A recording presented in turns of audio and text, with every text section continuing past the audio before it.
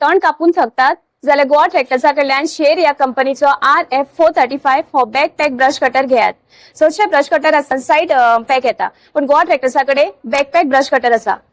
हेचो लोड जो आसा तो हातार येना, तो आमकां फाटल्यान घेवपाक मेळटा.